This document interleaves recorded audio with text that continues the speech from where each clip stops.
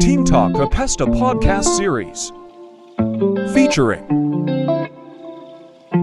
Dr. Chow Jia Yi.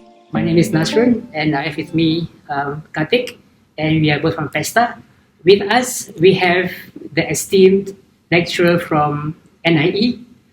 His name is not unfamiliar to all of us, and that's Professor Chow Jia Yi. Thank you for having me here, Nasrun and Kati as well. So it's just such a pleasure to be here. Thank you, you're welcome. I think you are no stranger to our fraternity.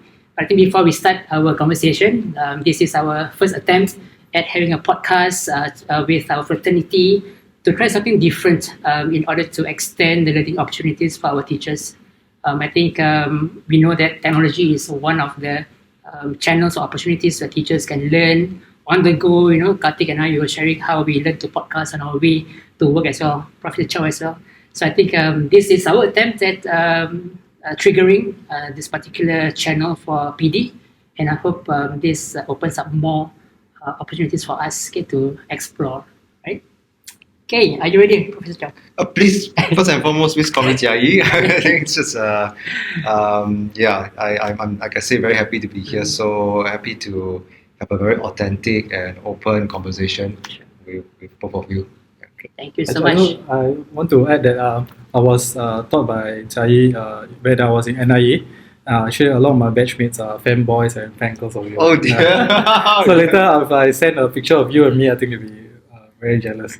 Actually, I remember this thing from my lesson with you was, I think your very first lesson, you made it a point to remember all our names.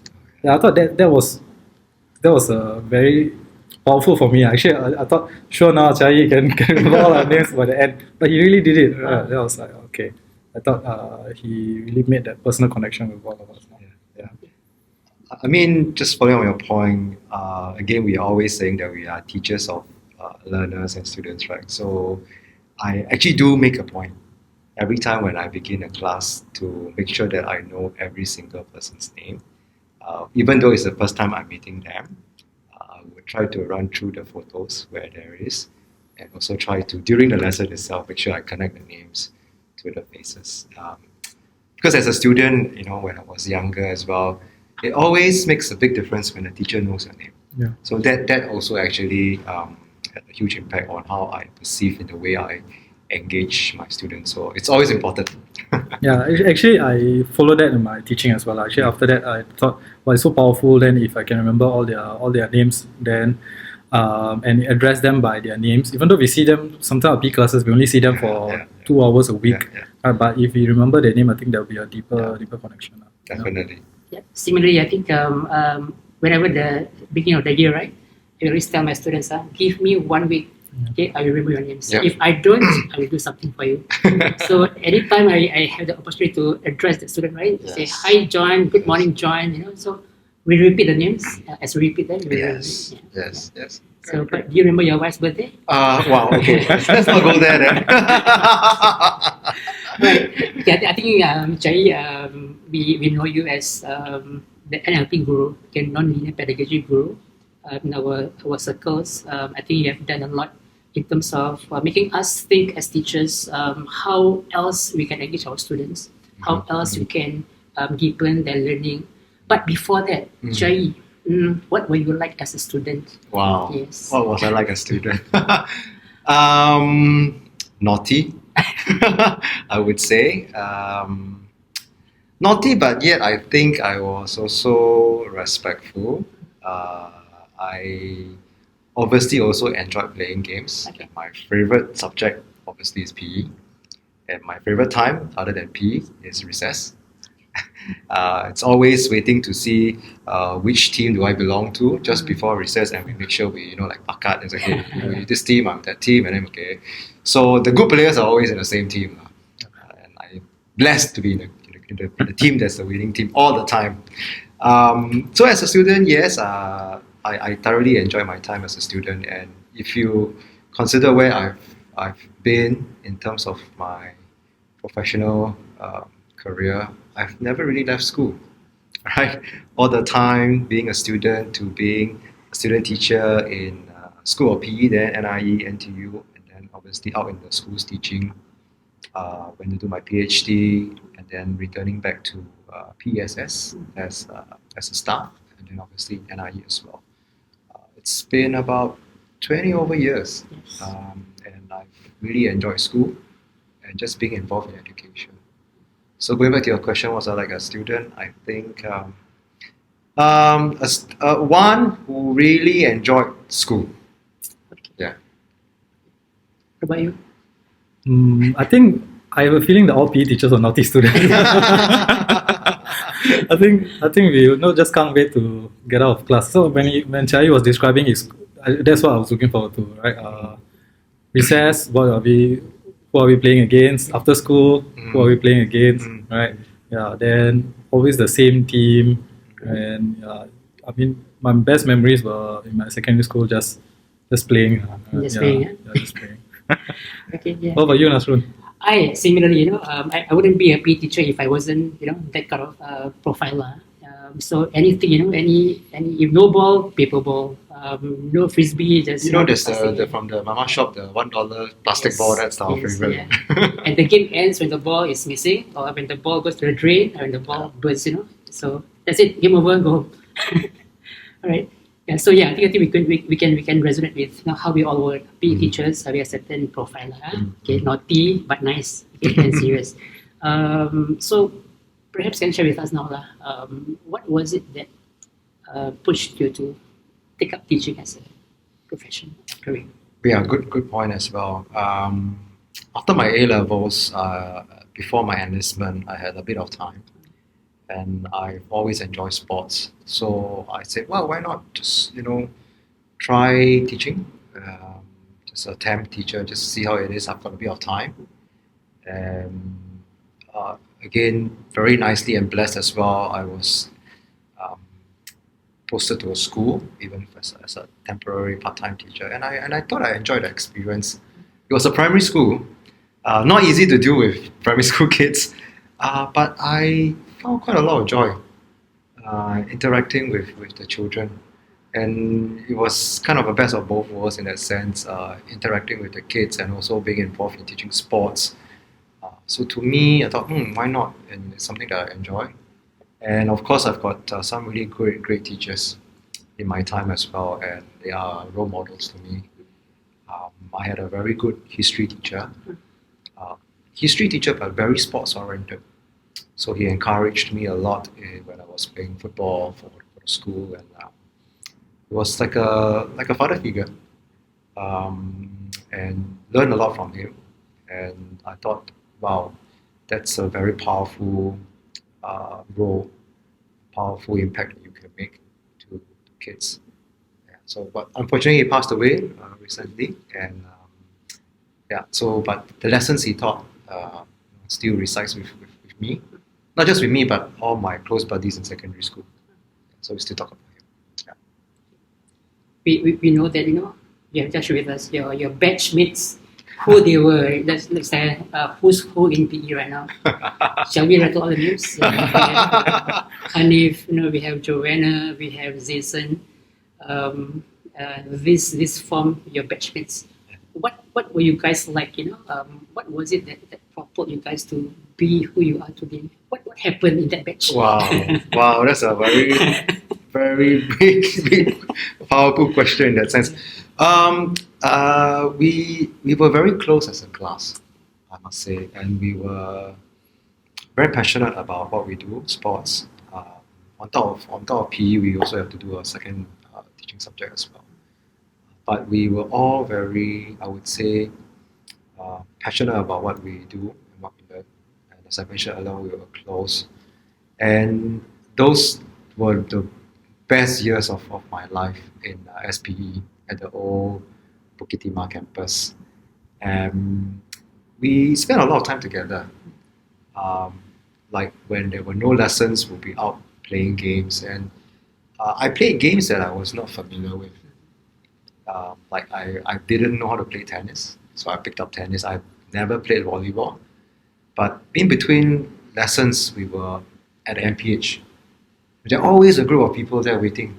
Always when there are no lessons, when nothing is going when no lessons are conducted in the MPH, we are there playing indoor football, volleyball, and I picked up field hockey as well. So those experiences were very, very, very valuable, and together collectively as a class, not just as a class, but across classes and across programs, across cohorts as well. That time when I know my seniors well, I know my juniors well, and we all just came together and we played sports when we had time. And even during holidays, between semester, there will always somehow be groups of people coming back and just coming together and just play games as well, or going away on hiking trips, and we have meals together thereafter. So the bond is very, very strong, and of course we definitely still keep in touch with each other today. And you will probably know, right? It's so helpful when there are some things and you're not clear, not sure, when you need some help. They are just a text away, and they're always ready to come forward and support. So I've been very blessed to be in that environment, in that journey together with my friends, my classmates, and those were wonderful years. Studying together, working hard through exams together, assignments together, and that's the foundation of what it means to work together as a team. And I think we sort of feed off each other, supported each other, and it's really nice to see many of my friends in the class growing and doing really well in their professional journey. It's like NIE, SP, PESS and SP is like extended recess time. Actually, it's just that we become more professional about it. Yeah. You were saying just even when there's no lessons, you are in ISH, right? Yeah. For my batch, I think you guys know who you are. Even when there's lessons, we're in the ISH, for some reason. Yeah. So you mentioned just now how that collegiality, that bond was formed, because same ideals, same interests. Any interesting stories to share about that? Wow, okay. PDPA, so okay. Well, I could say that the thing that really, well, other than playing between lessons and stuff and just very involved in sports, it's also really, like I said, how we spend time supporting each other. It wasn't about competition. It wasn't about making sure I'm better than you. We studied together. During that time, interesting stories would be like, there was no hostel, right? But we just stayed over in the classroom. The bunker? Brought our sleeping bags and stuff during the exam period, and we did that for days. We just spent time, days, nights, studying and preparing and playing games. So we could be out playing football or playing other sports, basketball or whatever, and then we just have dinner and then come back to SP, NIE, study in the classroom, and then just sleep over and stuff. I'm sure it was illegal, but security didn't chase us out. But that those experiences were really very memorable. One particular naughty incident, I would say for me, SPE, right? It's at the kind of bottom of the hill, right? Okay. Yeah. Right? You need to climb up steps, the long way out. So there's this path that it's just beside the guy's toilet at the bottom, and there's a little hill that you could just kind of trot up, but there's a fence, you're not supposed to do that. But of course, we take the shortcut. And one day, obviously happily, I didn't want to go the long road, so I went up there. And just at the top of the road, Dr. Kwek Jing Jong, my dean, drove past in his car. Hey, what are you doing? I said, good morning, sir. Hey, you're not supposed to do that. Yes, sir, I know, not do that again. So I think, so just one of the funny stories, but again, tongue in cheek, he knows he's a really people-friendly person, and he accepted probably like PE students are a little bit different. Yes. And but we are also proud that we are a little bit different in that sense, but I think just great memories. Perhaps now you can share with us. You mentioned that you were posted to a JC, right? NJC in your first posting as a teacher. What was that experience like? Coming out from NIE with all these idealistic ideas that you had. What was it like? Amazing. I learned so much during my time at NJ. Again, I was very blessed with a very good team of colleagues. and they have a number of them have moved on also to do very good stuff as well. And so I learned a lot. Amazing preparation ground for me. Also amazing place for me to hone my craft and to practice the things that I've learned in NIE and of course in SPE then. But also a time when I realized, wow, actually I thought I know a lot, but I actually didn't know a lot too. And there were many things that I had to kind of learn on the job in that sense. There are games and there are things that I wasn't familiar with. For example, I was asked to do aerobics. Oh, So wow, I'm not sure how to do it. I had to, with the help of my colleagues, stitched together a series of songs, and I could practice my own movements in front of the mirror, and then doing this in front of like 100 to 200 students when there's kind of mass workout. So those are the things that kind of push me out of my comfort zone. But yet, I think I learned so much from those experiences. And of course, the times when we were out of the school setting, camps, leadership camps, outdoor camps. I was a housemaster, so being thrown into the kind of the deep end to practice my leadership skills, guiding the students along, who were at that time probably only about 5-6 years younger than me. And that was an experience in itself, and I tried to motivate and give them guidance. So I thought that experience was again very, very rich and very valuable. Interestingly, I'm also a trained math and geography teacher. My second major was actually geography, and I must say I miss teaching geography at that point in time. And, yeah, so great preparation ground for me. So from NJC, perhaps now talk about how do you come about to become an NIE lecturer? What was the journey towards that like? Another amazing story. As with all in-service teachers, we would go for PD, right? So at the time, a lot of the PD was also held at NIE. So I signed up for PD because we have to clock the 100 hours, of PD. So I signed up for a sports psychology class, and the person that was teaching me or running that course was someone that I didn't know then. I was like, who is this Dr. John Wang? So I went and said, wow, okay, very interesting, and John was there sharing with us. I said, oh, great stuff, I really enjoyed this. And I said, oh, since I'm here all the way in Jurong, which I've not been at that point in time, why don't I just drop by and say hello to some of my lecturers? So I walked past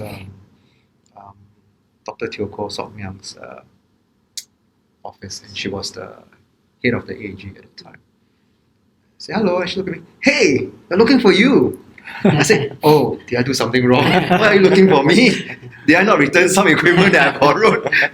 No, we're looking for you. Would you like to come back to PSS to be a teaching fellow?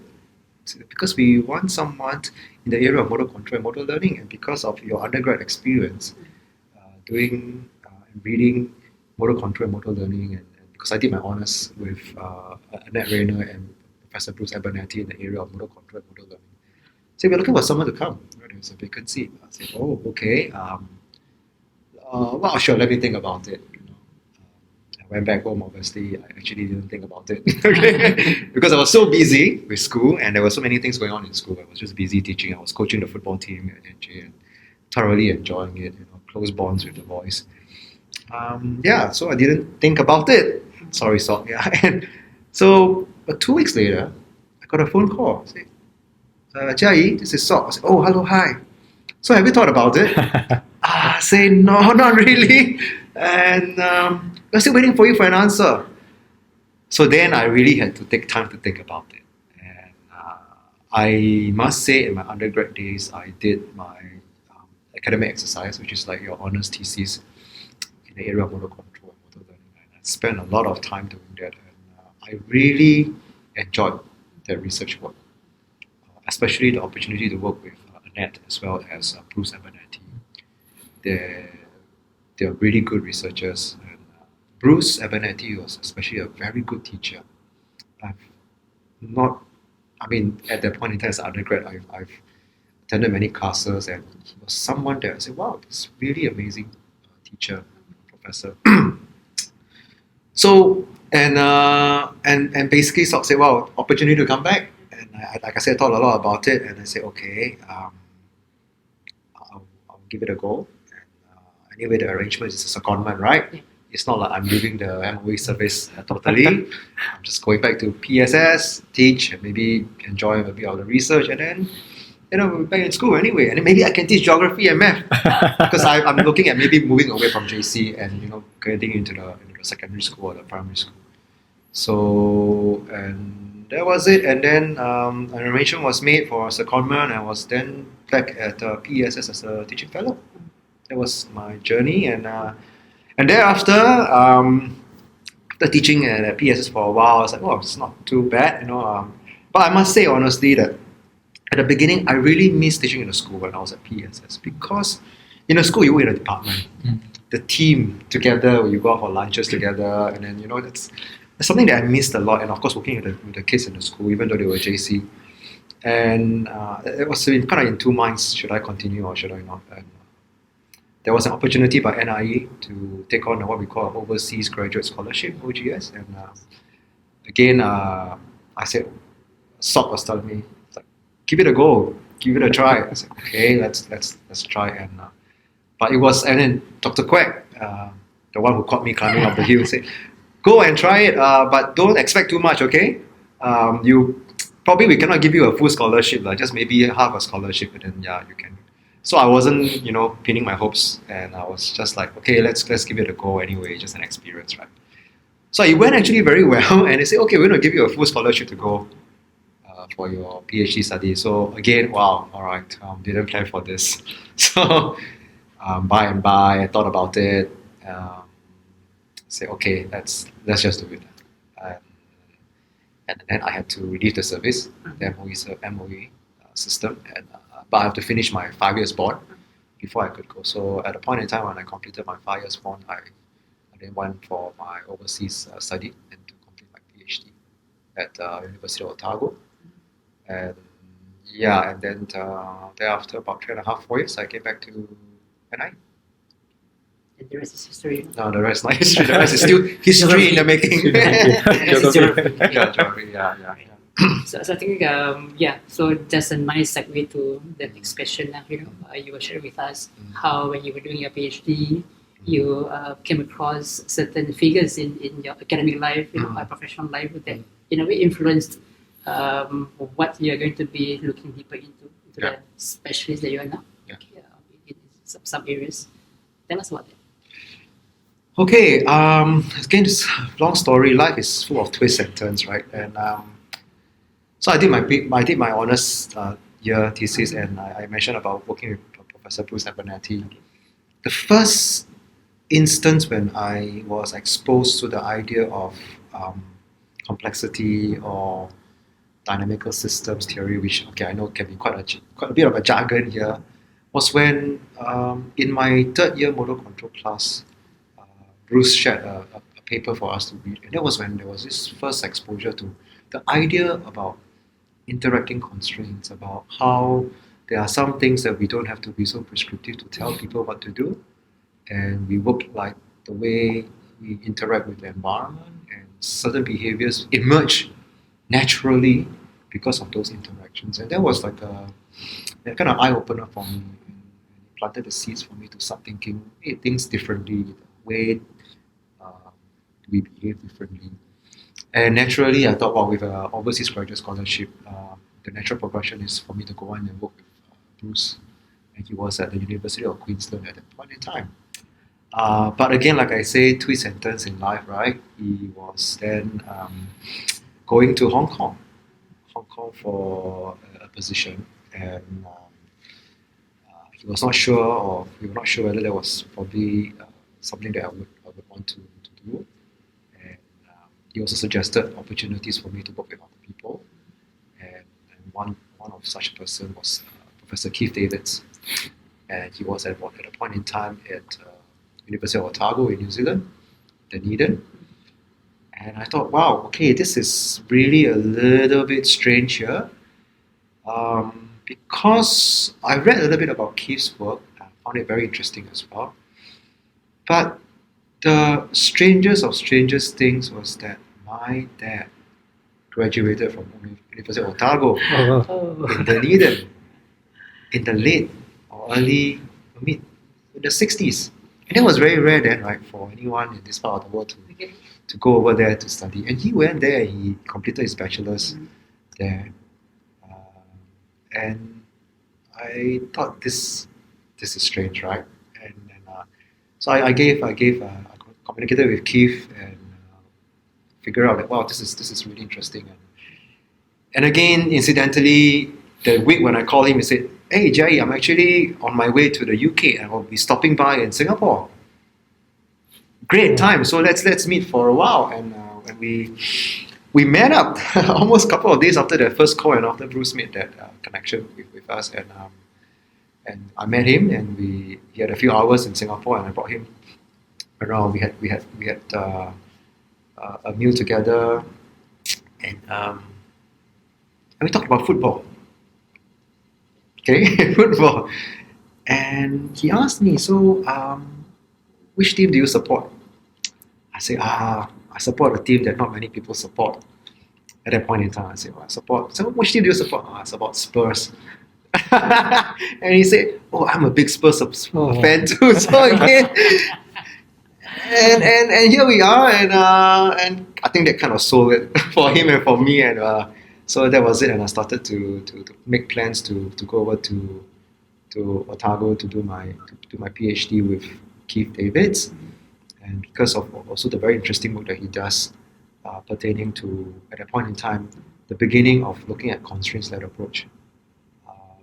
The work that he's been doing on ecological dynamics, the way he looks at coordination and how coordination emerges because of interacting constraints. And that was the kind of work that he was doing. And of course, he's got other PhD students and I also read some of their work. And I find an affiliation to some of the things that he has been doing. And he also introduced me to another person, Dr. Chris Button, who became my co-supervisor. And not surprisingly, he is still a Spurs supporter. So three of us, so in our PhD meetings, right, so we'll talk about PhD work and then we'll talk about Spurs. That's how it is. Yeah. Okay, now actually, a lot of like opportunities, right? Like seizing of opportunities. You haven't gone to PSS office to say hi. No, Haven't taken up the opportunity because it's. I mean, I feel that I'm very proud to have Chai, who is a PE teacher, and the place you're in and the impact that you have done.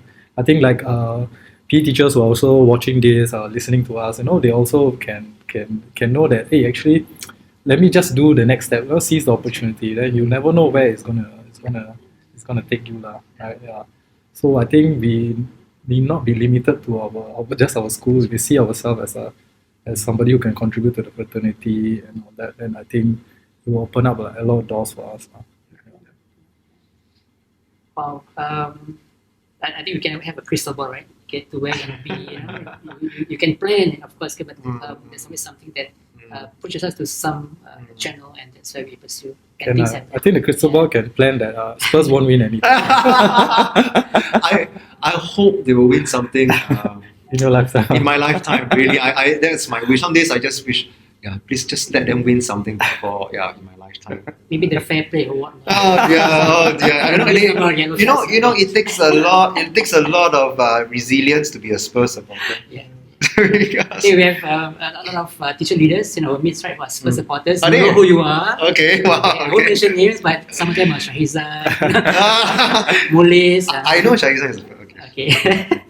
All right. I think it again segues nicely to the area that I think all of us are looking into. I think it's something that really draws us into looking at teaching in a slightly different manner to somebody who is maybe zero knowledge for NLP.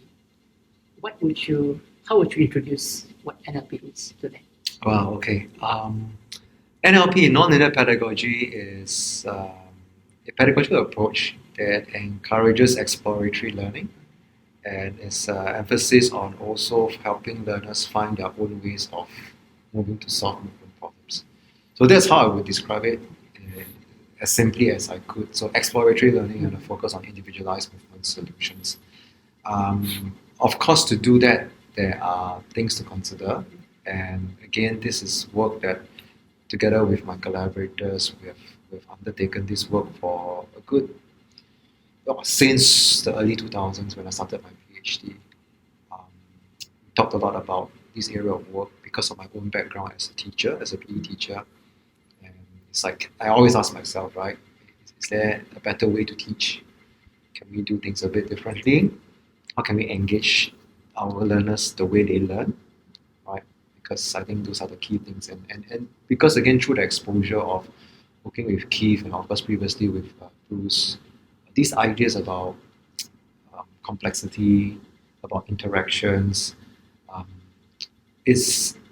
was a strong motivating factor for me to read more and to do more work, because I think that it has a lot to offer in terms of what it means for practice, what it means for teachers on the ground, coaches on the ground as well.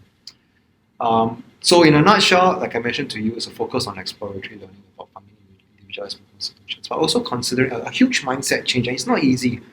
A huge mindset change about how we see ourselves, practitioners, PE teachers, coaches, as designers of practice. I think that's most important. We design the learning landscape, we design the activities, and through those tasks and the performer and accounting for the environment, how through what we have designed, we allow those interactions to happen. We allow the learners to find their own ways in terms of solving movement solutions. And I believe we play the role as facilitators.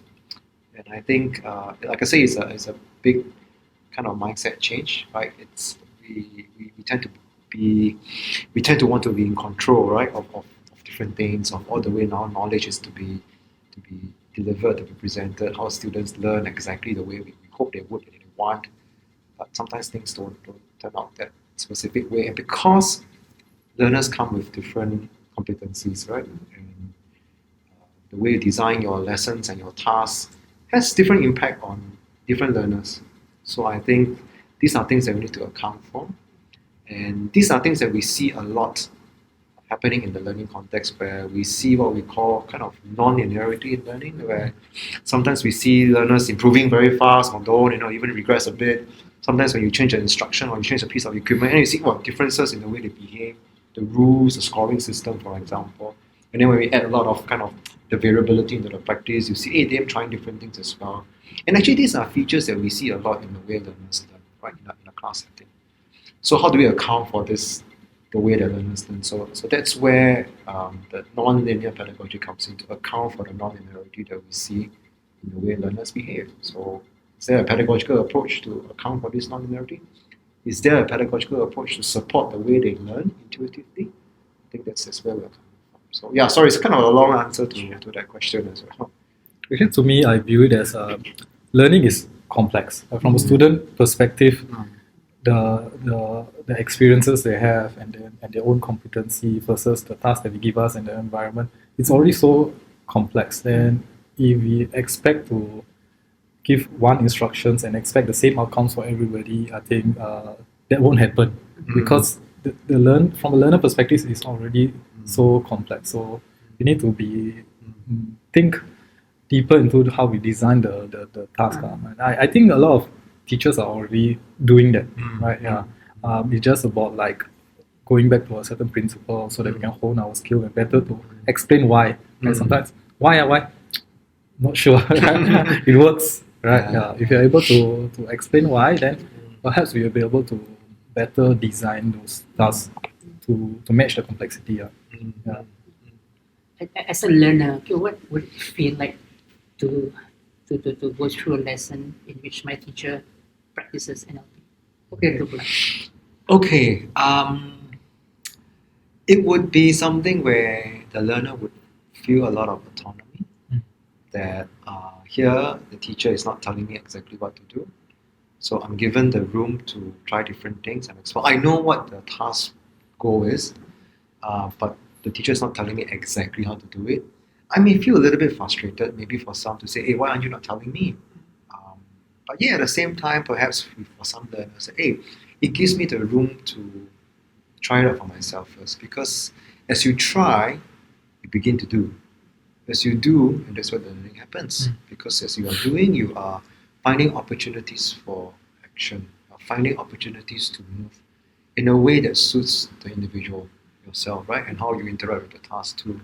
So what the teacher may demonstrate may not be the solution that's best for me. It's best for him or her. So I would see that that's the kind of autonomy that I would be given, and it depends on the learners.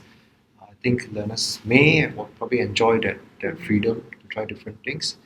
And my own experience when I was really starting to explore this whole idea about learning from an ecological dynamics perspective, from this complexity thinking, was actually on the slopes of Wanaka in New Zealand, the ski slopes.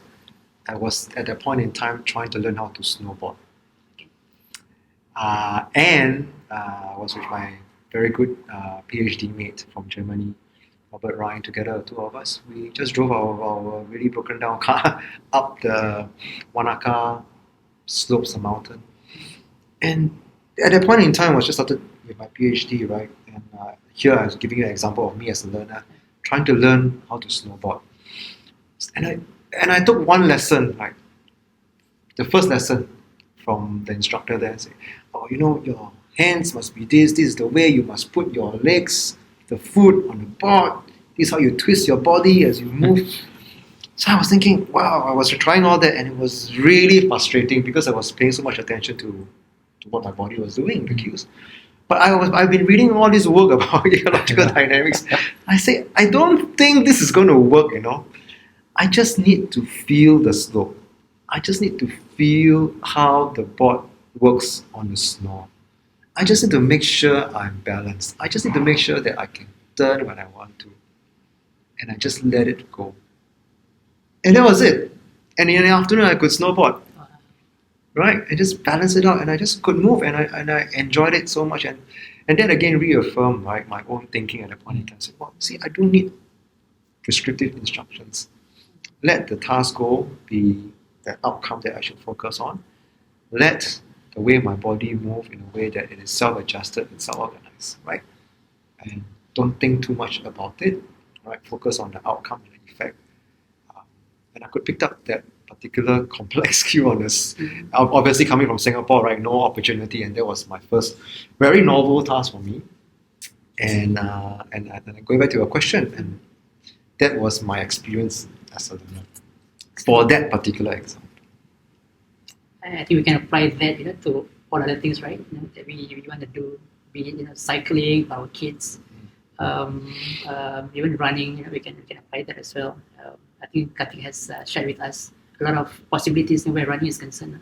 Yeah, actually, because we are talking about NLP in game situations. My former school YI, when we YIJC, we also explored fitness-based lessons, right? When Keith Davis was with us. So actually, it's what we tried is we have students doing interval running. So I mean, a way to do it is, okay, everybody come in 2 minutes, just 2 minutes, 1 minute rest, 2 minutes, 1 minute rest. You can be very prescriptive about it. So another way, if you want students to self-regulate, right, listen to themselves and then set their own goals, give them a lot of autonomy, will be vary the interval timing, vary the rest time, right? But you might think that student might take the easy way out, right? But actually it increase the motivation. The fitter boys, they were challenged to do a faster lap. The boys were still building up their fitness. They could rest a bit longer. They didn't feel so much pressure to keep up with the fitter boys, and then they were motivated to do it. So what information the student was feeding is RPE, heart rate, how he was feeling, and also the teacher's feedback, because now become facilitators. We're not telling them what to do. You say, how do you feel? Okay, do you want to do this? Would you like to do that? So it really opened up my eyes to, even a running task, you can make it a bit more non-linear, give to the students a bit more autonomy and then eventually we want them to be self-directed, right? Yeah. Yeah. If we want them, our boys want them to train 2.4 on their own next time, they must know what the information that they can get, and then after that self-regulate themselves, so they can either push themselves or take a seat back. But if we're always telling them what to do, That's right. they will not have that, Yeah. that experience to do it. Exactly right. So I think with the NLP approach is to provide those opportunities for them to experience, but also for them to, through those experiences, become attuned, right?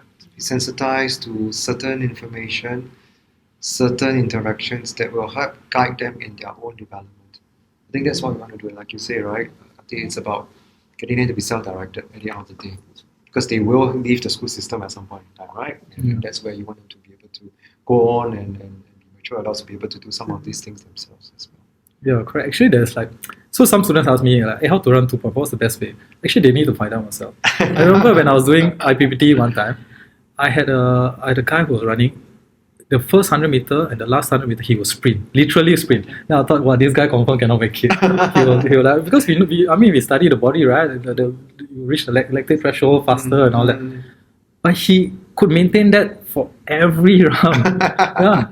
And then he came in goal timing 9 minutes under 10. Yeah. So like he listened to me is he listened to his own body. He's doing interval training. Yeah, he's doing interval training, but for 2.4. Right. So there's actually no one way to do it. Right? Exactly.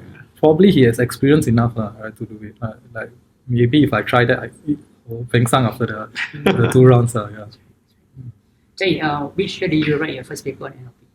Wow. Okay. I wrote it together with Keith and this other author, Rick Shuttleworth. The very, very first one was sort of really starting to mention about NLP was in 2006. There was a paper that was actually not very well known, but it was a journal paper, a very simple one that we first mentioned the word nonlinear pedagogy in a journal of PENZ.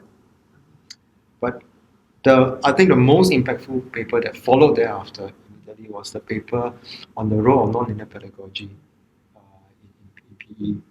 That was in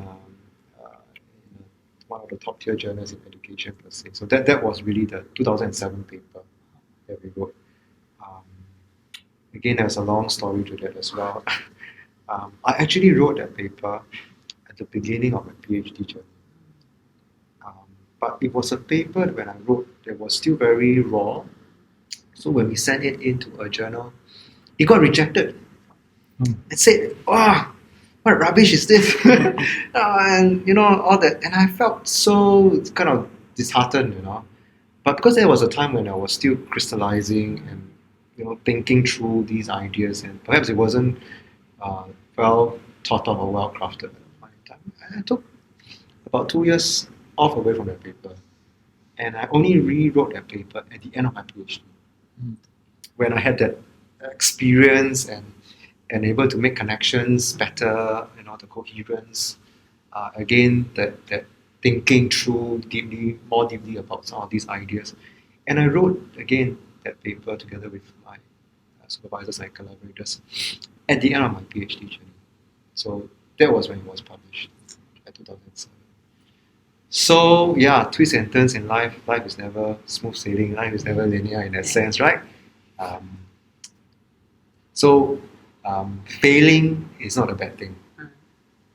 Failing is a time for you to think a bit more deeply. Yeah. So 2007, 2023 now, that's 16 years.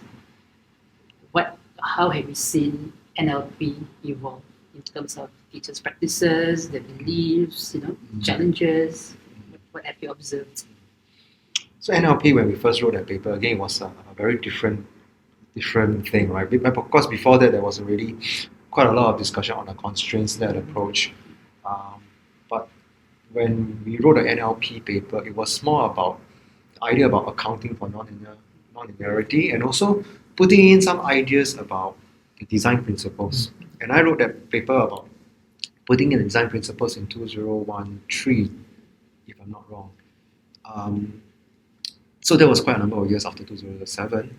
So it gave me some time to also, as I went back to NIE, as I engaged in teacher education, working with student teacher and supervising students in the school. It also gave me a lot more content and a lot more experiences about what it means to be also on the ground and teaching and using some of these ideas as well. What would make sense for the practitioner, for the teachers, but yet at the same time be anchored around a theoretical framework. So I think that connection is important for me. And when I came back, this area of work in the idea of supporting skill acquisition and gameplay behaviors through the lens of ecological dynamics was something that I've always worked on because I believe in it as a practitioner and also as an academic.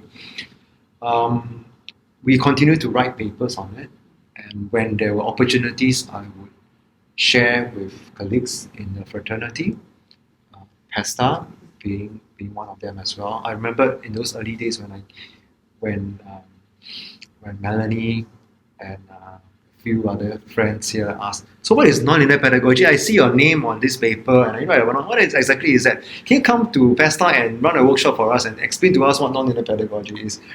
So which I did.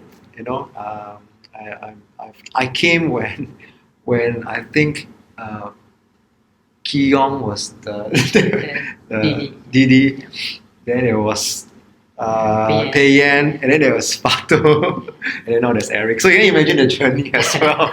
And I enjoyed the experience. And as the work began to have traction internationally, a lot more papers were written, and a lot more invites came to myself and also my colleagues to ask them to talk about constraint-led approach, ask them to talk about non-linear pedagogy. And those were the instances where we have those opportunities to be at conferences where we could speak to people and when they read stuff. And it was really quite an eye-opener when we go to conferences. And for me, it was a really novel experience when someone come up to me, "Are you Jia Yi Chow from Singapore?" I say, "Yes." What did I do wrong again? I say, "Your work on non-linear pedagogy, yeah, tell us a little bit more about it. We've been reading the stuff and it's influencing the way we think about coaching too. And beginning to apply in my PE lessons and stuff, and say, wow, it's amazing, and gladly to speak to them about it." So that work actually took on better internationally than locally in Singapore. I think people know me more internationally of my work than in Singapore. And it was amazing, and I could remember there was a conference in Barcelona. I think it was also 2013, if I'm not wrong, 2014, I can't remember. It was held at No Camp, the Barcelona football team. And we have coaches from different parts of the world coming to that conference. It was a conference on complexity thinking in football. And you have coaches from South America, coaches from Europe that were there and they were listening to our work about non-linear pedagogy and constraint-led approach. And they came out to us and said, "We have been using some of these ideas. We are really using the book, and the papers, you're giving us ideas on how to create these opportunities." So we could see these things happening, and it was very exciting for us that coaches, practitioners from around the world are doing this. And we got very good collaborators in Portugal. Portugal is big on developing young coaches. Jose Mourinho started from there, and they are very big on looking at coaching from an ecological dynamics perspective, using ideas from constraint-led approach and non-linear pedagogy. Coaches in the UK, a lot of them are doing this kind of work too. If you do a search on non-linear pedagogy and constraint-led approach on Google, right, you will see a lot of these coaches now are practitioners in the UK and Europe using some of these ideas, and they put these ideas into their coaching manual. In the National Sports Association, how do you do that? Rugby, hockey, even canoeing, because some of these coaches are there. And in the rest of Europe as well, in Finland, we've got collaborators who incorporate non-linear pedagogy within their PE teacher preparation framework very clearly as well. Our book on non-linear pedagogy was also translated into Swedish. Obviously I don't speak Swedish, but I mean, these are things that's been going on, and people will come and say, could I translate your work into Latin or Spanish? I know we've got a book that was translated, one of my collaborators on Constraints Approach that was translated into Chinese for the Taiwanese audience as well. So you could see these things developing, and it was exciting, and we could see people doing this work, not just from our team. That means people have taken these ideas and go on and done this work without our knowledge, which is an indication that these things are moving and taking traction. And again, very happy. Personally, at the more local context, whenever I teach, I would always infuse some of these ideas. I hope you experienced some of that when I was teaching football for you, and I try never to be too prescriptive. I say, look, go and do this, and I'll do this, and I explain to you, okay, why did I do this, and stuff like that. And I always try to do that for my practical classes, and for my own motor control classes, I would also share some of these ideas as well.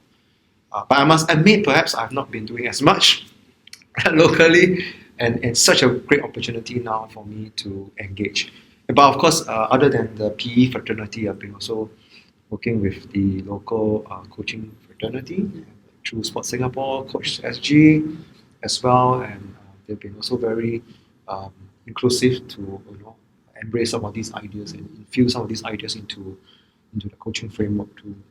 So there are some very good people also in this area working in those industries, in those sectors, who are also advocating for these ideas in non-linear pedagogy. And of course, being back in NIE, I had the opportunity to also work with students, undergrad students, who some of them became my PhD students and gone on to do ideas in non-linear pedagogy. And then they've gone on into the industry and into the community as well. And then they start working and using those ideas respectively with the people that they work with. So it's moving, so you need a critical mass of people to share some of these ideas as well. And I've been very blessed to have these very, very supportive people working together locally and also internationally. So I think it's moving along nicely, I think. But I think there's always a lot more work to be done and to be shared. Thank you so much. I think I think you're right. We already see your papers, your earlier papers, and we are very proud, when we know that you are one of ours. And for you to be known globally in your work, I think it's really something for us to also be very proud of. Yeah, so well done, Chai. I mean, it's collective work, collective. I mean, I also get a lot of ideas from the community and working with, speaking to teachers and educators like you, going to the school and understanding what the landscape is like, what the very real challenges are, and I think, like I say, very blessed that, like in life, right, timing, right time, right people, right place. So far, and, ecological dynamics. so, like I say, I'm living in the world of ecological dynamics, right? We are all living in the world, and where you sometimes want to plan as best as you can, but certain things come together and just interact and provides the best path. Like I've never planned this path, right? Yeah, So it's just coming together and say this is shipping, and you just kind of move along in the preferred journey as well, and that has been how it is, and that's probably how I've lived my life thus far. Thank you. Okay, where, if I have not heard of NLP, I have not practiced NLP as a teacher, where can I start? Wow, okay, where can you start? Again, very, very. Come for PESTA workshop. PESTA workshop, obviously, that's a great platform. Okay, I think the first point is also, I've been very blessed again because of the context that we were in a couple of years ago. Podcasts, like what we are doing now, webcasts, those have actually sprung up quite a lot, and I've done quite a few of these podcasts. I think if you want just a kind of easy access and not want to go and read anything, I think going to one of the podcasts would be the easiest to begin with, and just listening to it, just to get a sense of what NLP is, thinking about skill acquisition and skill development from ecological dynamics perspective, from a complexity thinking perspective. I think that would be maybe a good first step to take, because there's easy access. You listen to it, or you can watch a webcast, get a sense of it, and then from the webcast or the podcast, it directs you to certain readings as well, and that's where you can read some of this stuff. And yes, PESTA workshops naturally because it makes a connection between the framework and the practice. The why and the what of NLP, I think yes, but the how is the thing that is always the critical gap, right? How do you actually practice it? It's very easy to say, let's go and explore. It's very easy to say, let's go and have your learners find their own ways of moving. But how do you use some of these perhaps design principles? In a real ground context, in a setting, in a PE classroom, at the primary level, at the secondary level, at the JC level, your different student profiles, different infrastructures. Some schools with certain resources, other schools have other resources. How do you use that in your own context to create those environments to help your learners learn? I think that kind of experience could be shared, at PESTA also. From NIE side, I do the student-teacher bit, like the teacher preparation bit. But on the ground also at PESTA, I think we were just chatting this morning, right? You've got some schools who are leading advocates of NLP, and they've been actually practicing and using these ideas in a systemic way for a sustained period of time. And you could see maybe what's the impact. Let's invite those teachers in and share what they have done to practices, curate some of these resources, so that there could be a smoother path for those who are beginning to embark on a journey to know, okay, this is how it's done. But again, it's not about copy and paste. Well, this is done by this particular school. What are some of the features of it? How can we use it differently in my school context because of the resources because of the teachers that we have, right? Because of the student profile that we have. I think those are important things. I wish I could always say this is the answer, but I can't always tell you that this is the answer, right? Right, like what you said, Kathy, just now. You should explore and find out for yourself. Yeah. It's part of the journey that makes you a better teacher, makes you a more adaptable teacher as well. So I think let's start with the podcast. Let's start with the webcast. Some papers are easier to read, and some papers are written more for the practitioners. Some papers are written more from an academic point of view. So there are different layers in terms of the papers that are out there as well. So I think that's probably how I would approach it. Yeah. Thank you so much. Just to start some koyo, the two of us, we are running a workshop, 2 runs of workshops, one for primary and one for secondary. So please go to Opal to look at the details, right? The first one will be in July, okay, for primary, and the second one is in September for secondary, right? Okay, so advertisement over. You are a father to 3 girls, yes. Right? You are a father to 2 boys. Okay, I'm a father to 100. Wow. Okay. 5 kids. Have you tried NLP on that? Certainly, yes. So I always try to do that at home, and for me, I like them to bring them out to the playgrounds, especially, and just let them play and explore. And sometimes I'll set certain rules, in the playground, for example, so that I challenge them to try different things and approach those equipment in different ways. So, for example, kids these days like to do lava. The floor is lava. Yeah, the floor is lava. So, for example, I say, okay, anything that is red is lava. And then you see how they scramble for other pieces that are non-red in color. And then I say, okay, that's nice. I want you to try. Can you get over this obstacle, without using these parts? And then you see them, even in their skirt, they're trying to do different things and climbing over. That's how I do it. Another example would be getting them to learn how to ride a bike. Right? I just push them and say, just try. We want to fall one way, right? So just move the other way, and you just balance it, and then you get a sense of being able to move forward. That's it. So I don't tell them your legs must do this. One of the key parameters about learning to cycle is speed, actually. But if parents who just hold on to the bike and then just push, they're never going to learn how to cycle because speed is a critical constraint, right? So you need to have certain level of speed before balance can come in. So that's why I also will try to go to kind of like a gentle slope, maybe a grass patch, and then I just let's go push a little bit, and then they just go. How do you balance safety with exploration? Yeah, so there's something that you need to be comfortable with. So of course safety cannot be compromised. So again, you want to find an area and find a space where it's still safe enough for them to explore. Even when they climb up or climb over certain barriers, I need to make sure that the height is okay. I need to be just at the side to spot them in case they fall. Making sure there are no sharp edges as well when they do it. Making sure that the equipment, the barrier itself is not run down or broken, for example. These are things that naturally as PE teachers, I think this is part of the job hazard, right? We always look for safety first. If they run here, I think these are things that we do look out for, but I would still encourage them to explore if I can. So yes, I challenge them too.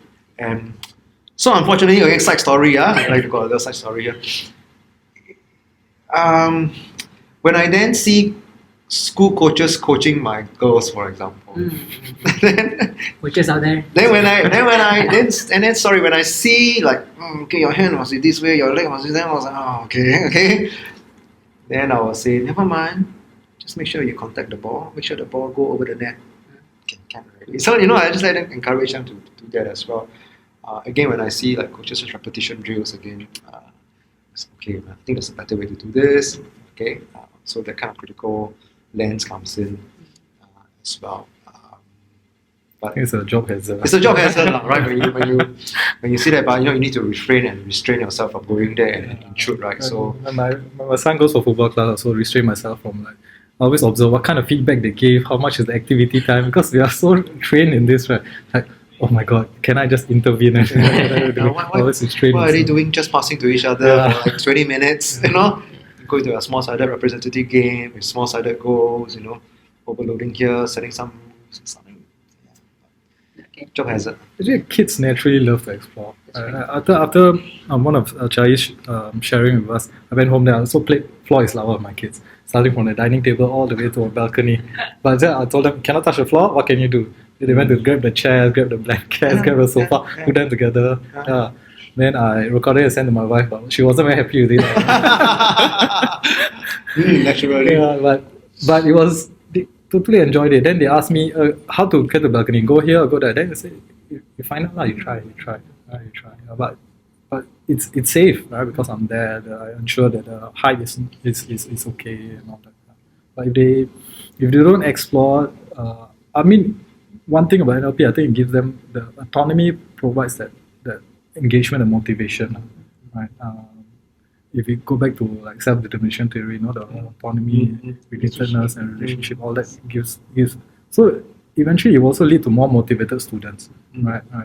Which I think that's one lens you can view it in terms of why you should embrace NLP. So for me also, I also want my kids to be willing to try different things and not be so dependent on me as well. Like if they face a problem, right? Naturally, kids being kids, they say, "Papa, can you help me out?" So again, it's kind of like, although I know the answer, although I could easily just do it for you, but I think I'd rather just take a step back because there'll come a day I won't be around, right? So you need to be able to be there to solve these problems yourself. So I think that's the motivation for me too. We hope the day is, because we need you still. I want to see Spurs win something. Spurs winning. So stay around until Spurs winning, right? Okay, I think we have coming to the end. Okay, but before that, okay, you're not off the hook yet. What would be your advice, to maybe different groups of teachers, like the beginning teachers, experienced teachers out there, teacher leaders, even KPs, or in general educators? What would be your advice going forward in a different, education landscape, challenges in the world, the VUCA world, VUCA environment? I think we talked about this a couple of times as well, right? And I think the key thing is really to get our teachers, regardless whether you are a beginning teacher, a student teacher, an experienced teacher, lead teacher, it's to really be adaptable, right? I think that's the most important thing, that willingness to try different things, to learn new things as well. It's always very easy, right, to just kind of say, look, I'm comfortable now, and just kind of, this works for me, right, in the past, and I'm just going to continue. The profile of students have also changed and are also evolving, right? Technology, I think we talked about this earlier on as well. technology is coming into play, AI, these things are very real, right? And basically being able to also make adjustments when you are teaching, even on the spot, because you realize some things are not happening, because same lesson plan, same kind of student, but on a different day, certain individuals may respond to you quite differently. How do you make adjustments? How do you change your equipment? How do you change your instructions, right? How do you take into account the learner environment, mutuality, the connection there? I think it's also about being courageous enough on the part of the teacher to say, look, something is not working, I'm going to make adjustments. I'm going to do things a bit differently. I think that to me is important, being adaptable. And of course, we can't run away from the fact that it needs to be student-centered and learner-centered. Because if we put them at the center, then the other pieces will kind of just come together. Thank you so much, Chai. Any last questions? No, actually, I one is autograph actually. Hey, I mean, it's a lot. Wow. Yes. Okay, so your book, this is the Second edition. second edition of the Long Leader Pedagogy in Skill Acquisition, right? You have, Wow, okay. yeah, thank you. Wow, okay. There's a live autograph session. Wow, okay. I will do this up. Thank you very much for this opportunity and the pleasure to be Thank here. you. So for listeners and viewers out there, I hope you have enjoyed our session today. Definitely this is the first of many more to come, Yeah. right? But so do give us some feedback, some ideas on how we can make it better. Who else you want to be seated in this particular seat, and give us some names so that we can engage them and also just do what we have done with Chinese today. Yeah, thank you. Thank you. Such a pleasure. Thanks, guys. Thank Thanks you so for much. having me here. Yes. Thank you. Such Take a- care. Bye bye. Thank you. Thank you.